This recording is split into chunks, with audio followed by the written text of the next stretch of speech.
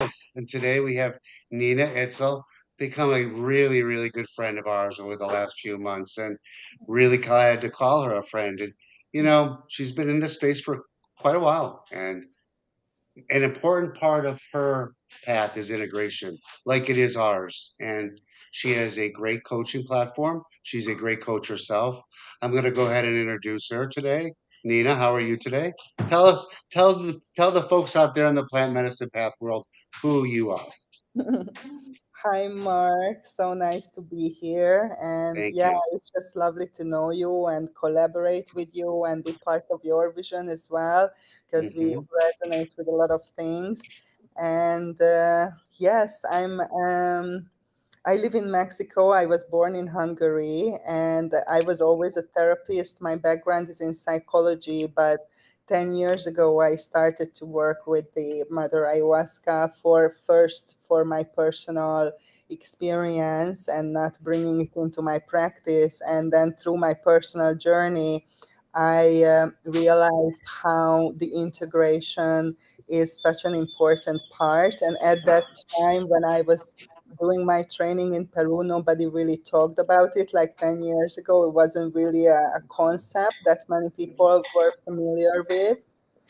So I went through a pretty harsh experience of integrating my experiences. And from that personal work and from that experience, I was so inspired to shift my practice to provide support for people who are working with the medicine and would like to integrate and embody their experiences. So that's what I'm doing in the last 6 years. I have a program that people can come to that includes preparation and integration as well. And we have a regular integration room on Clubhouse. If you are familiar with this app, I Hmm. have a house there as well, and it's a pretty good psychedelic crowd there. I met lots of very good people with a lot of knowledge and experience and good heart. So we have these rooms there every 2 weeks on Mondays. The next one is the 20th of February, and the topic is how to change your mind with ayahuasca. So these are great because it's a live application. So if you are joining live, you can share your story and ask questions, and it's a safe place to explore and to help each other and to learn from each other. And also we have the rooms recorded, so I started to be more disciplined about sharing, the link in, in the plant medicine path. So I will make sure that I always share the links to the room and the recordings as well. And if you can join us, that's great. The more Yeah, the it's just so important to get this education and this word out there in such a ethical manner. And I hear that a lot about the integration aspect of people that have been on this path for a while. Like integration is kind of a new word in this on this path. What do you think that is from? Western worldization of how we need to incorporate these medicines? Yes, yes, I think I have a theory about that because I was pretty pissed off at the beginning and uh, upset at the Shikibos why they didn't tell me about the Mhm. integration. But Right. like later, I realized that they don't need the integration the way we understand it in the West because they are in the cultural context and the tradition where the medicine comes from, and they are living with the plant masters, the shamans, the ayahuasqueros, in the same community. Their worldview and their understanding of who they are and what the world is about is completely different than ours. And Right. therefore, I think, and I just assume this, that they don't need a separate integration because they are in the context all the Mhm. time, which provides the integration naturally. But what happens with people from the West, that we take the medicine out of context and either bring it to the West Mhm. and work with it there, or we just go to drink the medicine and then we go back to the West and to live our life, continue to live our life in that context, which is a very different context. It's very Yes. just very different, and that's why I think that we need the integration from the West, which means bridging this gap between Yeah. the two understanding and the two cultures, and I'm sure you have experience about that. Yeah. It is about bridging the gap in the Western world because how we um how we approach mental health is very it doesn't work. I mean, I think I think these medicines work, ayahuasca. I mean, we're a true believer of all these medicines. I know your soul heart is into ayahuasca, but for the most part, I think these medicines are truly healers for the mental health.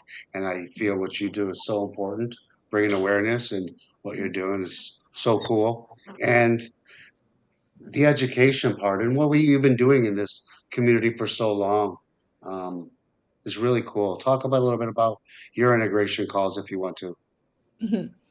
Well, the calls, on Clubhouse, they are pretty free style. Like we have a topic that we pick for every 2 weeks. Like this time, it's gonna be how to change your mind with specifically with ayahuasca, but Mhm. with psychedelics in general.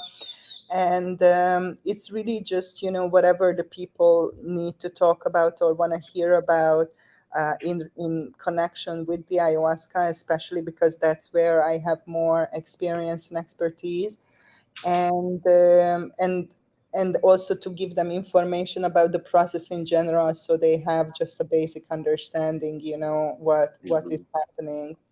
Right. And so talk about your workshop you're hosting a workshop. Yeah, I'm so excited about that. Yeah, we are First too. big collaboration. So Hmm. yeah, this is. I was thinking, when I created this workshop a couple of years ago, what what was the most difficult part of for me in the integration, and when I reflected on this, I think I can say that definitely the emotional part was the most difficult for me, and that's why I picked this topic, for the workshop a while ago. And I think, that a lot of the baggage that we carry is emotional, past pain, emotions that we are not comfortable with, like grief, sadness, anger, shame, or guilt. Like we are conditioned in the society, we are taught to suppress these emotions or certain emotions, and then that becomes part of that emotional baggage, or we come across some experience in childhood or later that we are unable to deal with or handle, so we just again just separate, fragment, and push those emotions, that fear, that anger, whatever we are experiencing, just into that box, and keeping. Right. Because in childhood, I mean, we're not learning how to process those emotions. So I think that's where most of our healing has to come from. And that's where most of our trauma is embedded in those childhood because, we leave that child behind.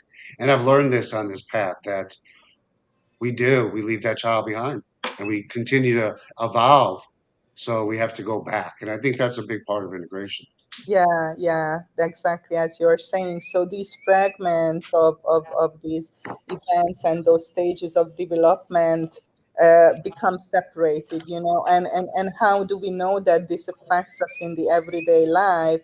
Is just really that we get disempowered, because when we are suppressing something, we need a lot of energy to keep a lid on it 24/7. So that's very disempowering in itself, but also it can lead to either emotional shutdown, when people just dissociate from feelings because it's too much for them, to bear whatever is their experience, and it just comes to a shutdown or to a depression, or it goes into the other extreme, which is emotional overwhelm and oversensitivity. So both type is being out of balance and not being regulated emotionally. And I think all of us can relate to this to a certain extent, because as you said, we start this in childhood, and we are also programmed, as boys are said, don't cry, don't be a sissy, and girls are like, don't be angry, be a nice girl, a little girl. So that's a lot of programming, and there's a lot of reasons why we start to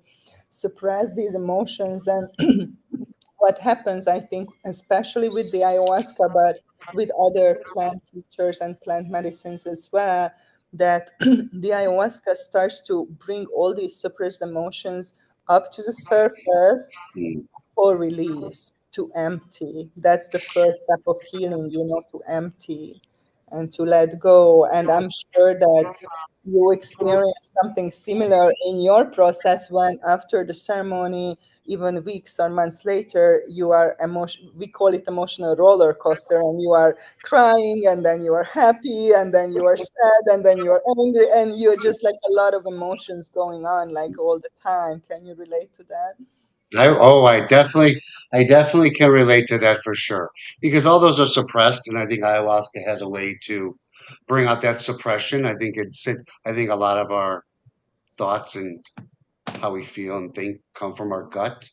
And I think something in that experience clears your gut of a lot of trauma. I think it sits in there for so long. And, you know, I'm not a scientist. I don't know how it works, but it's worked for me. And it's helped me navigate navigate this 3D world a lot better. So, Mhm. you know, Exactly, exactly. So when we are going through this, we call it emotional release. When we start to allow those suppressed emotions to come up and to leave, this release happens through feeling. We always say feeling is healing, and it is true. So releasing an emotion, you need to feel that emotion, right, and and when a lot of suppressed anger or sadness surfacing for somebody, right, uh, people can be scared and not understand what's happening, to them, and why they are feeling that way in the moment. They don't understand how this is suppressed, coming from the past. So people get overwhelmed. People also have a lot of resistance to allow mhm, this natural purification to happen, because you are not comfortable with that emotion. You suppressed it, the first place. So there is resistance to go there and to allow that emotion to be felt. yeah, So there is some work needs to be done, so people can be in that allowing, surrendered state, when they can understand that this is part of their healing and part of the release, and they can surrender to that process and facilitate it instead of resisting it or being stuck in it, or worst case scenario, just completely stopping and abandoning their journey because they feel that this is too much for them, and they cannot right, handle, the experience. right. Especially at the beginning, especially somebody just coming on this path because the emotions are raw and all this is a process, and I truly believe in the beginning integration is so important because as time goes on this path you truly begin how to integrate on your own, and Yes. you become aware, but on this beginning integration is such a key to the success because without it it's just an experience. It's so true. Yeah, and that's why we are keep talking about this and offering, all of our help and resources, because that's, the part when we are putting everything into practice. And I think especially with the emotions, um, when an emotion comes up to the surface for somebody for an emotional release, people are most likely to react, from the old behavior. So for example, if somebody is angry and they are very angry, it's very likely that they're going to project that anger to somebody, right? Because it's difficult to contain. So I think the other important part is to learn how to express ourselves in a healthy way emotionally, because unfortunately we are not taught this in the school. We are not taught this when we are children, and a lot of us don't know, even when we are adults, what is a proper way of expressing your anger or your grief or whatever, emotions you are feeling. So one part of the process is to empty what we already suppressed, and the second part is to learn healthier behavior, so we're not going to go back and keep again suppressing emotions that we are not comfortable with. And that's what the workshop is about, to give people just basic understanding and basic tools and experiences, so they can understand this, they can more surrender and navigate their process, and they have some tools, to use when they are going through these intensities and these difficult moments. Yeah. Well, Nina, I'm going to leave it there. I'm hoping that people will definitely enjoy your workshop because I will, and like to have you as a friend. I mean, you're an awesome part of this community. Looking forward to continuing this with you. It's really awesome. Thank you. And, yeah, when does your workshop start? It's out I now? think no, I think the 8th of March. The 8th of March. And if you go find the workshop at theplantmedicinepath.com, you can find the workshop there. You can find it in our Facebook group. We'll be advertising that workshop there. Thank you very much for being part of this community.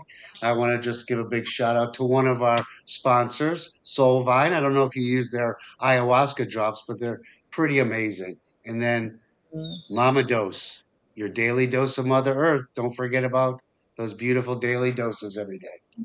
Thank you so much. We'll be You talking lots soon. of names, lots of love. Ciao.